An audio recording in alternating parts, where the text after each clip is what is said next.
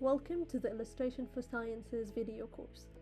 I am Susanna Sultan and I've been doing scientific illustration for about a year or so, and I've produced a few illustrations. Some of them have been published and some are yet to be, and you can view all of those on my website. And in this video course I'm trying to share my knowledge with my colleagues who are researchers and struggling to create illustrations for their papers.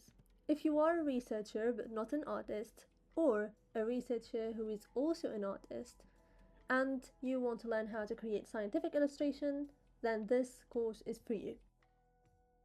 So what is this course about?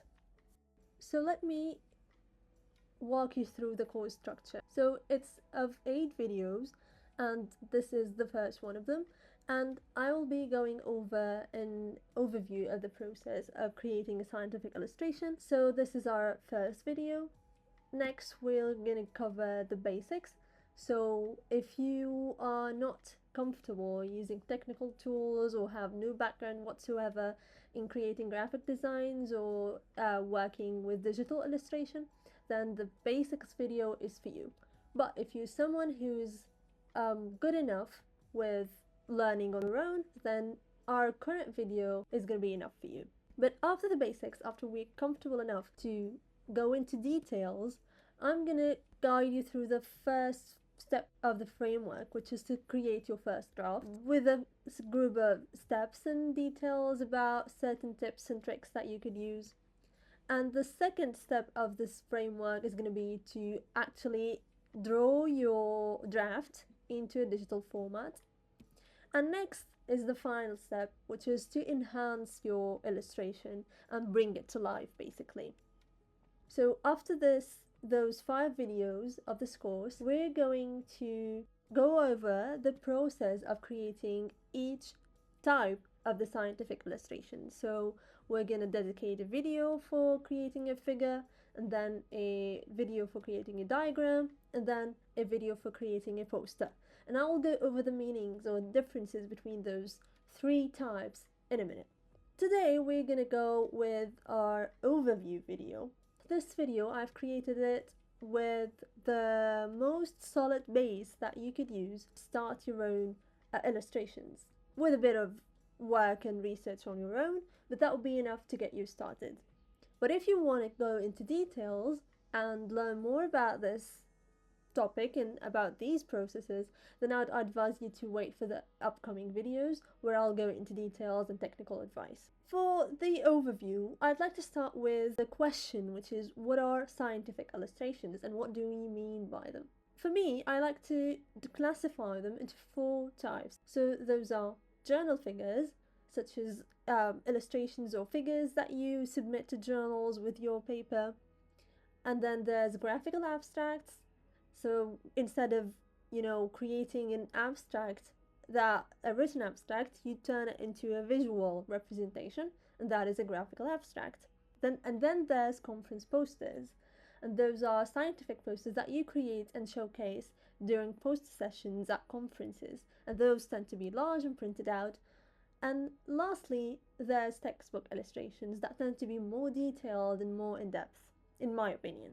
However, you don't have to stick to those classifications, and in my experience and from what I've noticed is that there's lots of overlap between all of those types, and it's more of a spectrum than classifications.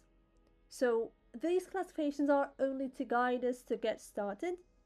However, afterwards, it's your own call to create and mix between them and create what best represents your information or the data that you are showcasing. To give an example, you could, across the spectrum, there's the simplest and the most complex illustrations or figures. And so on the left side of the screen, you could see a hand-drawn illustration with basically ink, and is an actual figure that I found in a paper. And on the right side, this is one of my illustrations that is yet to be published. It's in under review, and you can see it's very detailed and sort of 3D like, colorful, and also and all of those things.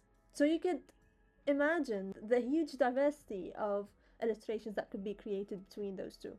Similarly, you could look at posters, and there's also a spectrum. So there's the classical poster that has sections for each of your abstract sections.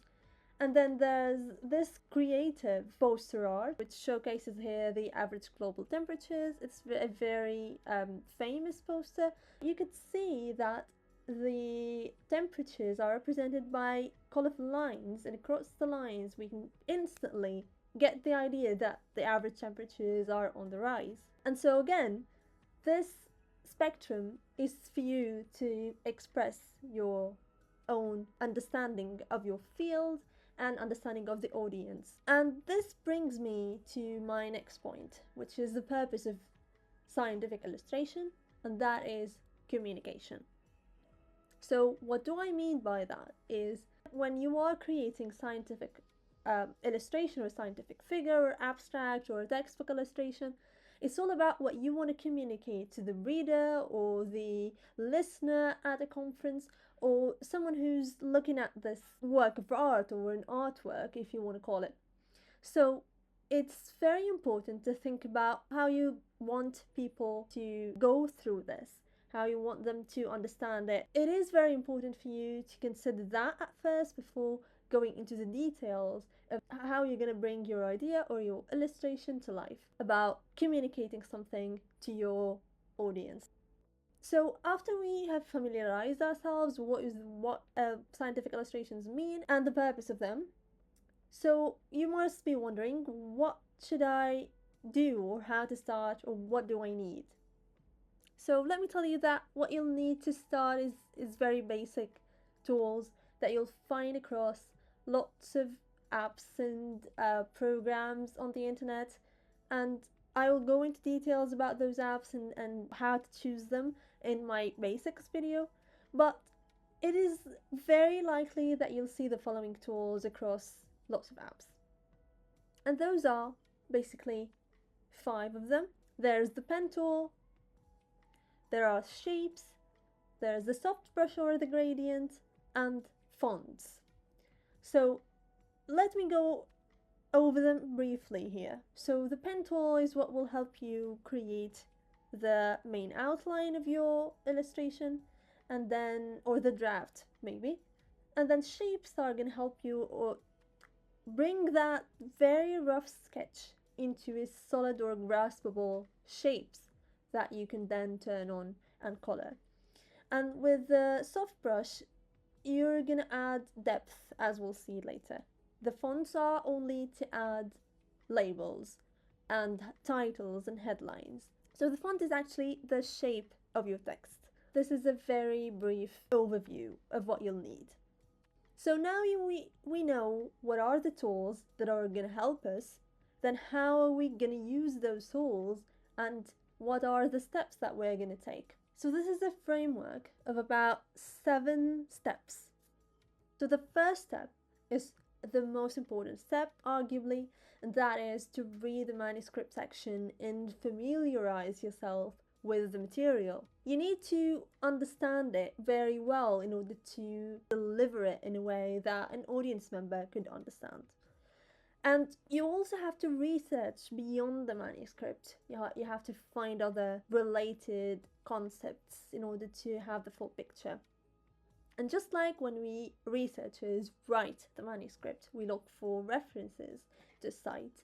Similarly, when you are creating an illustration, it is very helpful to look for visual references, and those are previous illustrations that are similar to what you are creating but not identical, because if something is already there, then what's the point of creating it again? To explain what I'm trying to convey here is, for example, on the left you could see a textbook illustration of the heart valves, and on the right you could see my interpretation and how I recreated the mitral valve in a different way that actually delivers the purpose of my section, and that is to create a 3D representation of the valve along with the muscles and the leaflets and all of those things. Looking at lots and lots of references really helped me to imagine the valve the way I want it and then create the illustration.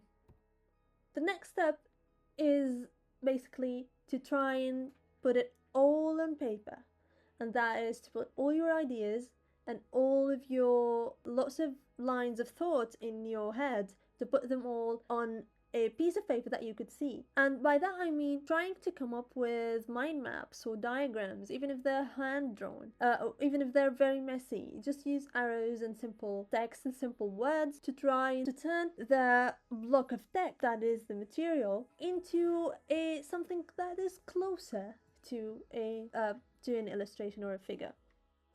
In this time lapse of the previous illustration I made, you could see how I am trying to add words and arrows and kind of represent the skin brain axis into very messy and very primitive sketch that I later turned into this final figure for a paper. Step 3. After you've created this very messy diagram, it's now time to visualize it even more.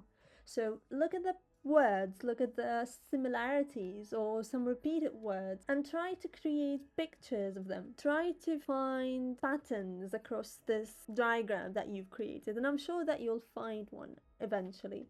It will take time as you clean it, turning certain phrases into a visual representation.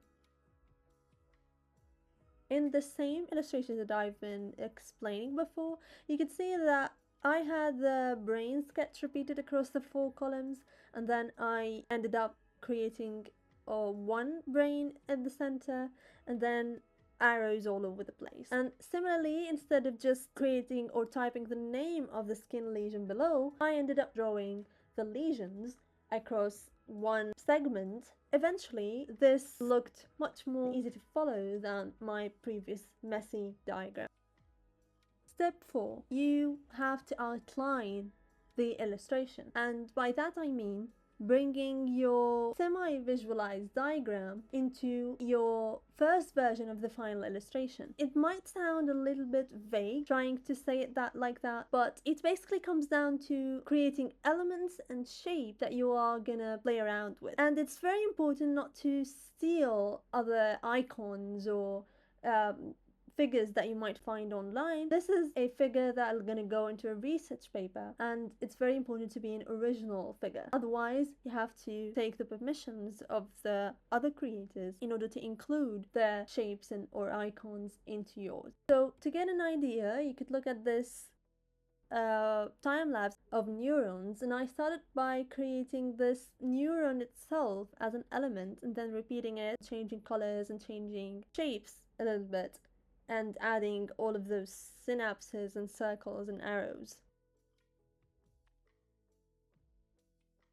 Next is step 5. So after you've created your outline, it's time to fill it with color. You could look up color palettes online if you don't really know what colors best suit your illustration, but it's very important not to overuse color. You have to use it wisely, because lots of color is lots of confusion and distraction. So as you can see in this video clip, this is the outline, how I started with, and how I filled it pretty much simply with the colors that I needed to. Next is step 6. So this draft that we are with right now is very flat, as we call in digital art. And by flat, I mean it seems as if it's in one dimension. And this is an optional step, but I think it really elevates your illustration, and that is to add shadows and highlight. And that can be easily done using a soft brush, something that is less edgy than a pen tool. And you can substitute that for a gradient that you'll find across other apps. And the gradient is basically how the color is fading at some end and then it's very saturated at the other end. This, when used in the right place, it can definitely enhance your drawing.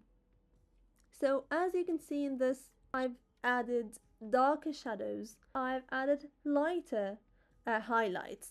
That creates a different perspective. It gives it depth, that this is a hollow chamber and not just a simple drawing on paper. It's very important to train yourself to notice shadows and highlights in your daily life, and that will help you perceive those and also create them. And the last step is to add labels. And that is the simplest step, but you have to be very intentional about the labels that you add. If it's just another label that does not add anything to your illustration, then you'd better leave it out. And it's important also to pay attention to the size and font. So you have to use readable size and formal font. Some journals actually have regulations about using labels and adding them regarding the size and font, and it's better to check before you submit. And that is basically all of those steps. And this is the end of the first video of this course. In the basics video, I'll go over the basics of creating a digital design in general and what are the elements that you should take into consideration, as well as more detailed technical terms when it comes to the requirements of journals and the different types of artworks that you'll come across. And I will go into certain details about the apps that you can use and the differences between them. So until next time, this was Illustration for the Sciences.